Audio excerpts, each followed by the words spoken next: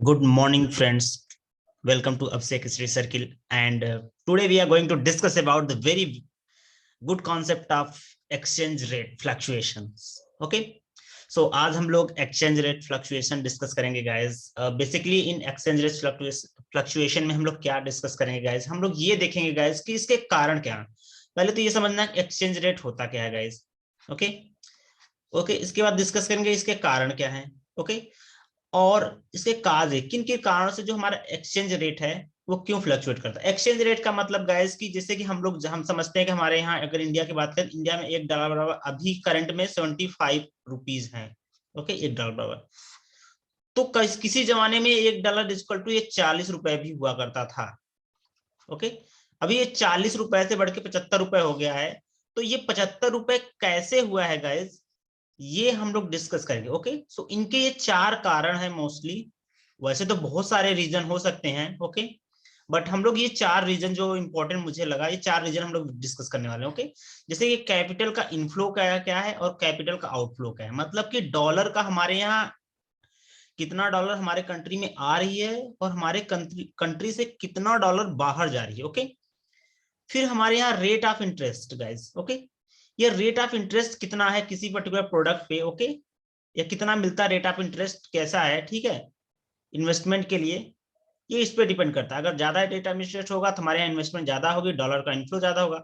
Guys उसका inflation. Okay, हमारे यहाँ इन्फ्लेशन का रेट क्या है. ओके, इस पे भी डिपेंड करता है. उसके बाद क्या है गाइस, बैलेंस ऑफ पेमेंट की सिचुएशन, जिसमें एक्सपोर्ट एंड इंपोर्ट देखते हैं. ओके, फिर हम लोग देखेंगे गाइस की जो ये रेट ऑफ एक्सचेंज रेट का जो हम लोग डिटरमाइन करते हैं उसका मॉडर्न थियरी क्या है गाइस, ये कैसे, मतलब इस जमाने में अभी के दिन में हम लोग कैसे इसको डिटरमाइन करते हैं. ओके, ये चीज सारी चीज डिस्कस करेंगे, या जिसको हम लोग बैलेंस ऑफ पेमेंट थियरी भी बोलते हैं, जिसमें हम लोग रेट ऑफ इंटरेस्ट को, सॉरी, एक्सचेंज रेट को डिटरमाइन करते हैं. ओके गाइस, सो हम लोग 1 बाय 1 पढ़ने वाले हैं. पहला तो कैपिटल इनफ्लो और आउटफ्लो पढ़ेंगे, देन रेट ऑफ इंटरेस्ट कैसे चेंज होता है, then inflation, then balance of payment की सिचुएशन क्या है. Okay, then we will discuss the what is the exchange rate determination. Okay, that is a modern theory of exchange rate determination and balance of payment theory. Okay guys, okay, so let's discuss this one guys. Capital का inflow and capital का outflow guys. Okay, the first topic which we have, capital inflow and capital outflow. Okay, suppose ये India है guys, यहाँ पे हम लोग मान ले रहे हैं ये इंडिया हमारी कंट्री है. ओके, यहाँ पे हम मान ले रहे हैं ये यूएसए है. यूएसए में हम यूएसए का एक एग्जांपल लेके चल रहे हैं. ओके, ये हमारा यूएसए है क्या, और ये हमारी प्यारी कंट्री इंडिया हो गई. ओके, अब देखो गाइस, यहाँ पे ये डॉलर है. अगर डॉलर हमारे कंट्री में आ रही है तो इसको बोलेंगे इनफ्लो. ओके, और अगर डॉलर हमारे कंट्री से बाहर जा रही है, ओके, ये डॉलर है, तो इसको बोलेंगे हम लोग आउटफ्लो. ओके, ये चीज इतनी समझ में आई कि अगर इंडिया से डॉलर बाहर कंट्री में जा रही है, यूएसए में जा रही है, देन वी विल डिस्कस, कहेंगे कि हम ये आउटफ्लो हो रहा है. और अगर इंडिया में डॉलर आ रही है तो मतलब इनफ्लो हो रहा है गाइस. ओके, इतना समझ में आया. ओके, अब देखो, अब हम बात करेंगे कि जो कैपिटल है हमारा guys. Okay, let me just remove this. Okay, so अब देखो, जो कैपिटल का इनफ्लो है, मान लो कि हमारे यहाँ डॉलर आ रही है, कैपिटल जो इनफ्लो है, इनफ्लो ऑफ डॉलर है, वो ज्यादा है capital outflow of dollar. Okay, suppose ये ज्यादा है गाइस. ओके, अब इसमें क्या होगा, इसमें मतलब हमारे यहाँ देखो डॉलर जो आ रही है, मतलब हमारे यहाँ डॉलर इंक्रीमेंट हो रहा है गाइस. जब जिस चीजों की इंक्रीमेंट होता है, जो चीजें, वो चीजें की वैल्यू क्या होती है गाइस, ये चीज समझो आप. हमारे यहाँ डॉलर का इंक्रीमेंट हो रहा है, राइट. अगर आपके घर में, अगर आपके मार्केट में बहुत ज्यादा टोमेटो आ गए तो टोमेटो होगा क्या गाइस, टोमेटो के प्राइस बढ़ जाएंगे, नहीं बढ़ेंगे, राइट. तो मतलब उसके प्राइस घट जाएंगे. पहले मान लो कि एक एक हाइपोथेटिकल एग्जांपल लेके चल रहा हूं मैं. मान लो कि ये 10 रुपए में 1 kg टोमेटो मिल रहा था। ओके, 1 केजी 10 रुपए में टोमेटो मिल रहा था। अभी क्या हुआ गाइस कि अचानक से मार्केट में बहुत सारा टमाटर आ गया। ओके, तो अभी क्या होगा, ये 7 रुपए, मान लो कि 7 रुपए मिलने लगा, क्योंकि ये जब बहुत ज्यादा टमाटर होगा तो हमारे यहाँ क्या होगा, टमाटर का प्राइस जो है वो घट जाएगा। मतलब अब 1 केजी टमाटर की प्राइस जो है 7 रुपए हो गई। पहले क्या था, पहले 10 रुपए था, अब 1 केजी टमाटर की प्राइस 7 रुपए हो गई। इतनी चीज समझ में आई? ओके, नाउ इसी प्रकार से हम लोग किससे डिस्कस करेंगे गाइस, इसी प्रकार सेम चीजों का हम, चलो इसको रिमूव करने दो मुझे, उसके बाद हम बताते हैं कि कैसे डॉलर का इनफ्लो आउटफ्लो होता है। ओके, इसी प्रकार से हम लोग देखेंगे कि अगर $1 इज इक्वल टू, ओके, अभी 70 रुपए है। ओके, तो गाइज ये चीज समझो, जो इनफ्लो बहुत ज्यादा हो रहा है हमारी कंट्री में, ठीक है, तो $1 की वैल्यू क्या होगी गाइज, बताओ। पहले 70 रुपए था, या इसको उल्टा करके देख लेते हैं। ओके, पहले क्या था कि 70 रुपए में हम लोग $1 खरीदते थे, राइट। अभी क्या हुआ, डॉलर हमारे कंट्री में बहुत ज्यादा आ गया, तो क्या होगा गाइज, ये जो $1 था अब बहुत ज्यादा हमारे कंट्री में आ गया, तो $1 बराबर क्या होगा गाइज, ये इसकी वैल्यू कम हो जाएगी, राइट, तो 60 रुपीज हो जाएगी। और यही चीजें गाइज अगर उल्टा कर दे हम, कि पहले जो है 70 रुपए था, ठीक है, अब जैसे कि ये है कैपिटल इनफ्लो, सी आई मान लेते हैं, C I less than CO, capital inflow जो है कम है कैपिटल आउटफ्लो से। पहले मान लो कि 70 रुपए का मिलता था $1, अभी हमारे कंट्री से डॉलर बाहर जा रहा है, मतलब हमारे कंट्री में डॉलर की कमी है, तो डॉलर की कमी है मतलब डॉलर की डिमांड बढ़ जाएगा गाइज। जब डॉलर की डिमांड बढ़ेगी तो नॉर्मल सी बात है, तो फिर $1 बराबर कितना होगा गाइज, अब हमारे कंट्री में डॉलर है नहीं, जब डॉलर कोई चीज हमारी मार्केट में नहीं होती उसकी कीमत बढ़ जाती, राइट। तो अब हमारे हमारे यहाँ डॉलर की कीमत जो है बढ़ करके 80 रुपए हो जाएगी। ये मान लो एग्जाम्पल ले रहा हूँ, बट ये इसी तरह से डिसाइड होती है कि अगर किसी चीज का डिमांड बढ़ेगा तो उसकी प्राइस भी बढ़ेगी। डिमांड कब बढ़ेगा किसी चीज का, जब मार्केट में वो चीज अवेलेबल नहीं होगी, राइट। तो डॉलर अगर मार्केट से बाहर जा रहा है, मतलब आउटफ्लो हो रहा है कैपिटल का, तो क्या होगा, डॉलर की डिमांड बढ़ जाएगी, डिमांड बढ़ेगी तो उसकी प्राइस भी तो बढ़ेगी, राइट। तो ये चीज है, अगर मैं इसको ग्राफ के थ्रू आपको एक दिखाने की कोशिश करूंगा इस, तो ये ऐसे देखो ग्राफ दिखेगा। ओके, ये चीज, ये मान लो कि हमारा डीडी है, डीडी का मतलब है demand for dollar. Okay, demand for dollar. Okay, और ये मान लो कि हमारा है, हमारा ये एसडी है, एसडी का मतलब है supply for dollar. Okay, dollar की कितनी सप्लाई हो रही है। ओके, ये जहां पे मीट करता है डिमांड, डॉलर का डिमांड क्या है और डॉलर की सप्लाई कितनी है, ठीक है, ये जहां मीट करेगा गाइस, वही वही मीटिंग पॉइंट डिसाइड करेगी कि $1 बराबर कितने रुपए है। ओके, तो मान लो कि यहाँ पे $1 इज इक्वल टू 70 रुपीज है। ओके, अब पहला कंडीशन देखो गाइस, जो मैंने बताया था, जो कैपिटल कैपिटल इनफ्लो है वो अगर ग्रेटर है कैपिटल आउटफ्लो से, जो ये कैपिटल इनफ्लो है कैपिटल आउटफ्लो से ग्रेटर है, मतलब इनफ्लो का मतलब हमारे यहाँ कंट्री में डॉलर बहुत ज्यादा आ रही है। जब डॉलर बहुत ज्यादा आ रही है मतलब supply of dollar, dollar of supply मतलब कि यहाँ पे ग्राफ बनेगा, राइट, ये ग्राफ अब इस साइड आ जाएगा, शिफ्ट हो जाएगा, राइट, क्योंकि हमारा सप्लाई ऑफ डॉलर जो है बढ़ रहा है, राइट। जब सप्लाई ऑफ डॉलर बढ़ रहा है गाइस तो यहाँ पे होगा, अब यहाँ पे देखो गाइस, ये नीचे अब ग्राफ जो है यहाँ मीटिंग पॉइंट मिलेगा, डिमांड फॉर डॉलर यहाँ पे होगा। अब जब यहाँ पे गाइस डिमांड फॉर डॉलर होगा तो क्या होगा गाइस, यहाँ पे देखो, अब पहले 70 था, अब नॉर्मल सी बात है कि $1 बराबर ये नीचे आ रहा है तो ये कमी होगा, 60 रुपए होगा, राइट, इतना ही होगा।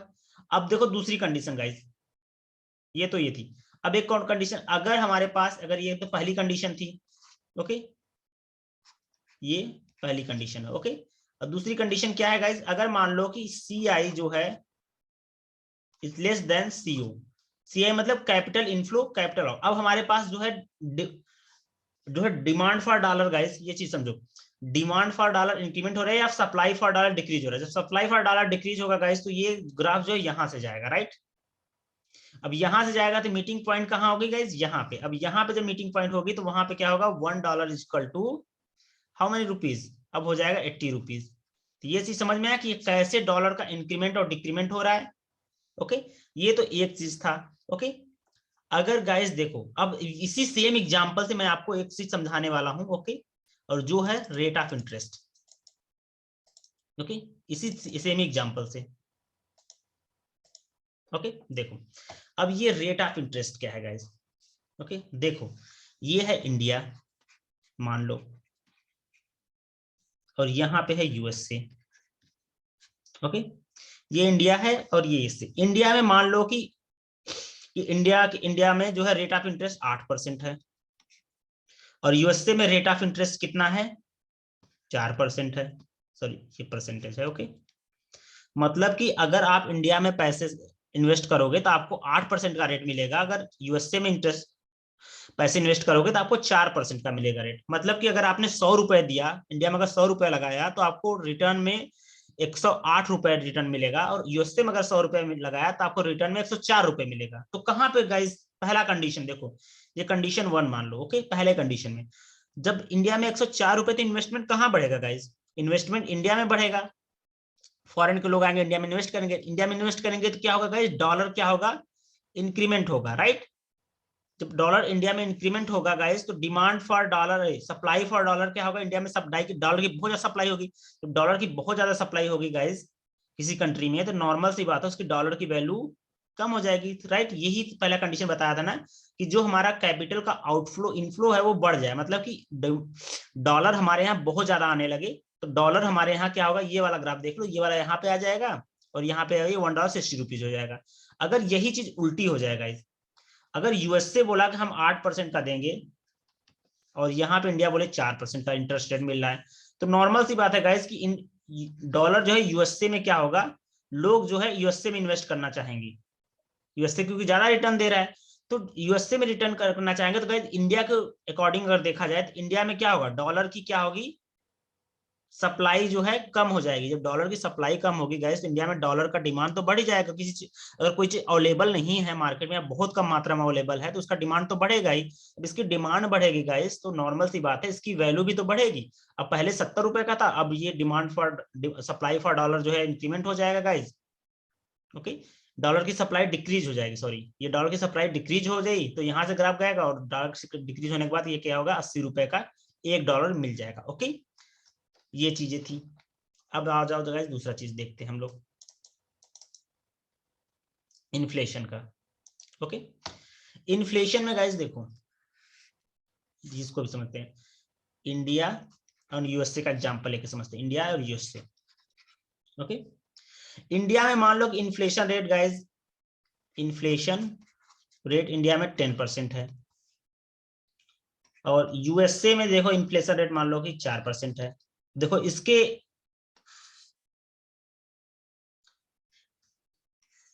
मान लो कि एक हाइपोथेसिस एग्जांपल ले रहा हूँ, यहाँ पे $1 इक्वल टू 70 रुपए मान लो, एक मान लो क्या, डिमांड फॉर डॉलर है, ये सप्लाई फॉर डॉलर है, मतलब सप्लाई कितना हो रही है और डिमांड कितनी है डॉलर की, ओके। यहाँ पे मीटिंग पॉइंट है 70 रुपए हो गया, ओके। अब देखो, अब आप इंडिया के सेंस में देखो, इंडिया में इन्फ्लेशन रेट 10% है, मतलब कि गाइस इंडिया में महंगाई ज्यादा है, राइट। इंडिया में देखो, इंडिया में महंगाई ज्यादा है का क्या मतलब है गाइस, इंडिया में अगर 1 केजी एप्पल, मान लो 1 केजी एप्पल ले रहे हो, ओके, तो वो 1 केजी एप्पल पे जो है गाइस वो ज्यादा आपको इंटरेस्ट पे करना पड़ेगा, मतलब वही चीजें 4% इस पे महंगाई देना, 10% पे महंगाई लगी हुई है, और इस पे गाइस देख लो, इस पे 4% महंगाई लगी हुई है, ओके। तो आपको कोई सामान खरीदना होगा गाइस, तो इंडिया से वो वही एप्पल खरीदा जाएगा जिसपे ज्यादा महंगा एप्पल है, या फॉरेन से खरीदा जाएगा जो ज्यादा सस्ता एप्पल है। तो नॉर्मल सी बात है, जहां पे सस्ता होगा लोग वही से खरीदेंगे एप्पल, राइट। तो क्या होगा गाइस, डिमांड फॉर डॉलर कहां पे बढ़ेगा गाइस, ये चीज समझो, इंडिया में क्या डिमांड फॉर डॉलर बढ़ेगा, नहीं बढ़ेगा, राइट। तो इंडिया में नहीं डिमांड फॉर डॉलर बढ़ेगा गाइस, तो कहां पे डिमांड ज्यादा बढ़ जाएगी डॉलर की, इंडिया से डॉलर बाहर जाएगा, राइट, क्योंकि लोग बाहर से खरीदा, इंडिया से बाहर डॉलर जाएगा, तो डॉलर का डिमांड जो है गाइस बढ़ जाएगी, क्योंकि इंडिया से बाहर कोई चीज जा रही है डॉलर जा रही है, इंडिया से कम कोई चीज हो रही है डॉलर कम हो रहा है, तो डॉलर का डिमांड बढ़ जाएगा, राइट। तो डॉलर का डिमांड बढ़ेगा गाइस, तो क्या होगा गाइस, यहाँ पे देखो, अब $1 इक्वल टू क्या होगा, 80 रुपए हो जाएगा, ओके। ये होता है कि किसी तरह से कैसे जो है इन्फ्लेशन के थ्रू हम लोग वो कर सकते हैं। अब बैलेंस ऑफ पेमेंट एक है, लास्ट ऑप्शन था जो बताया नहीं, बट ऐसे तो बहुत सारे ऑप्शंस होते हैं गाइस कि हम लोग डिफाइन कर सकते हैं किसी तरह से, ओके, कि एक्सचेंज रेट क्या होगा, ओके। बट एक हमारे बैलेंस ऑफ पेमेंट का सिचुएशन, बैलेंस ऑफ पेमेंट में गाइस हमें यही पता है कि एक्सपोर्ट और इंपोर्ट का, मोस्टली हम यही देखते हैं कि एक्सपोर्ट हो रहा है, इंपोर्ट, बहुत सारी चीजें हैं बैलेंस ऑफ पेमेंट में जो कि आप देख सकते हो, जो कि मेरे प्रीवियस लेक्चर फॉलो कर सकते हो बैलेंस ऑफ पेमेंट में क्या है। बट अगर मैं बैलेंस ऑफ ट्रेड की बात करूं, बैलेंस ऑफ ट्रेड, ओके, तो इसमें गाइस जो भी एक पार्ट है जो कि करंट अकाउंट का एक पार्ट है balance of payment, okay, current account के विजुअल अकाउंट का, ओके, विजुअल अकाउंट का पार्ट है बैलेंस ऑफ पेमेंट, ओके। इसमें एक्सपोर्ट एंड इंपोर्ट देखते हैं गाइस। अब इसको समझो आप, एक्सपोर्ट और इंपोर्ट में अगर हमारे कंट्री से एक्सपोर्ट बढ़ेगा, एक्सपोर्ट बढ़ेगा तो हमारे यहाँ डॉलर क्या होगा, डॉलर कंट्री में आएगा। अगर हमारे कंट्री से इंपोर्ट बढ़ा, इंपोर्ट मतलब कि हम खरीद ज्यादा सामान रहे तो हमारे कंट्री से डॉलर क्या होगा गाइस, दूसरे कंट्री में जाएगा, राइट। तो ये देखो, अब जब डॉलर हमारे कंट्री में आ रहा है तो मतलब डॉलर बहुत ज्यादा हो रहा है, डॉलर हाई हो रहा है, राइट। ये डॉलर हाई हो रहा है, जब डॉलर हाई होगा गाइस तो $1 इज इक्वल टू वन, $1 की वैल्यू क्या होगी गाइस, वो घटेगी या बढ़ेगी, नॉर्मल सी बात है। डॉलर हमारे कंट्री में बहुत बढ़ रहा है तो डॉलर की वैल्यू घटेगी रुपीज के कंपेरिजन में, और यहाँ पे क्या होगा गाइस, सेम उसका उल्टा हो गया, डॉलर हमारे यहाँ से जा रहा है बहुत ज्यादा, जो कि डॉलर हमारे कंट्री में बहुत कम हो गया है जाने की वजह से, जिसकी वजह से क्या होगा कि डॉलर की वैल्यू जो है कम हो जाएगी, ओके, सॉरी, डॉलर की डिमांड बढ़ जाएगी और डॉलर का वैल्यू जो है इंक्रीमेंट हो जाएगा, इंक्रीज हो जाएगा डॉलर की वैल्यू रुपीज के कंपेरिजन में, ओके। तो ये बैलेंस ऑफ पेमेंट था, सिचुएशन थी। आज अब आकर देखते हैं गाइस कि जो मॉडर्न थियरी है बैलेंस ऑफ पेमेंट की वो क्या कहती है इसके बारे में, ओके। अगर मैं कैसे एक्सचेंज रेट डिटर्मिनेशन करते हैं, ठीक है, modern theory of determination of exchange rate, या कह सकते हैं एक्सचेंज रेट डिटर्मिनेशन, जो बैलेंस ऑफ पेमेंट की थियरी है जो अभी हमने पढ़ा, ओके। चलो उसको पूरा डिटेल में पढ़ते हैं कि हो क्या सकता है पूरा अच्छे से, ओके। इसमें बोलते हैं गाइस कि demand for dollar and supply for dollar, दो चीज अगर आप समझ गए कि डॉलर का डिमांड है, ओके, और डॉलर का सप्लाई हो रहा है। देखो ये कंट्री है इंडिया, ओके, इंडिया से यहाँ पे देखो डॉलर है, इंडिया में डॉलर है, ठीक है, ये डॉलर है, या तो ये डॉलर इंडिया से इंडिया में आएगी या ये डॉलर जो है इंडिया से बाहर जाएगी। दो कंडीशन, इंडिया में अगर डॉलर आई तो मतलब डॉलर का सप्लाई हो रहा है इंडिया में गाइस, और इंडिया में अगर डॉलर इंडिया से बाहर जा रहा है तो इंडिया में मतलब कि डॉलर का डिमांड बढ़ रहा है, ओके। तो अगर डॉलर का डिमांड बढ़ रहा है हमारे गाइस तो मतलब कि डॉलर जो है आउटफ्लो हो रहा है, इंडिया से बाहर जा रहा है, राइट। तभी तो मैंने लिखा है यहाँ पर डिमांड फॉर डॉलर मतलब आउटफ्लो ऑफ डॉलर, ओके। और आउटफ्लो होगा डॉलर तो गाइस इंडिया में डॉलर की क्या होगी, डिक्रीज होगा डॉलर, राइट, डिक्रीज होगा। जब डॉलर डिक्रीज होगा गाइस इंडिया में तो क्या होगा, डॉलर का डिमांड बढ़ जाएगा, जब डॉलर का डिमांड बढ़ जाएगा गाइस तो डॉलर की वैल्यू ऑटोमेटिकली जो है इंक्रीज हो जाएगी। इसी प्रकार से गाइस यहाँ पे देखो सप्लाई, अगर इंडिया में डॉलर की सप्लाई इंक्रीमेंट हो गई तब तो इंडिया में डॉलर क्या होगा, बढ़ जाएगा, जब इंडिया में डॉलर बढ़ जाएगा तो डॉलर की वैल्यू क्या हो जाएगा, घट जाएगी। सप्लाई बढ़ी, ओके, डॉलर इंडिया में इंक्रीज हुआ तो उसकी वैल्यू क्या हो गई, कम हो गई, ओके। ये चीज समझ में आया, ओके। चलो ये किस किस फैक्टर पर डिपेंड करता है कि डिमांड कैसे बढ़ सकता है फॉरेन डॉलर का, ओके। क्या हो सकता है कि डॉलर इंडिया से बाहर, किन किन कारणों से इंडिया में डॉलर बाहर जा सकता है, okay.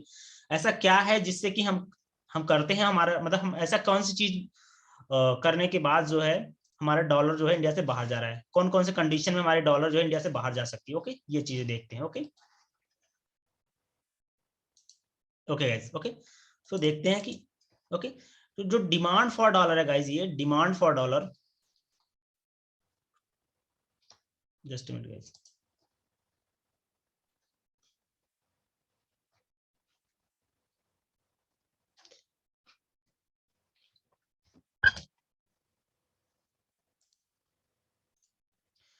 sorry guys, there was some issue with that pen, okay, so I was not able to write, okay.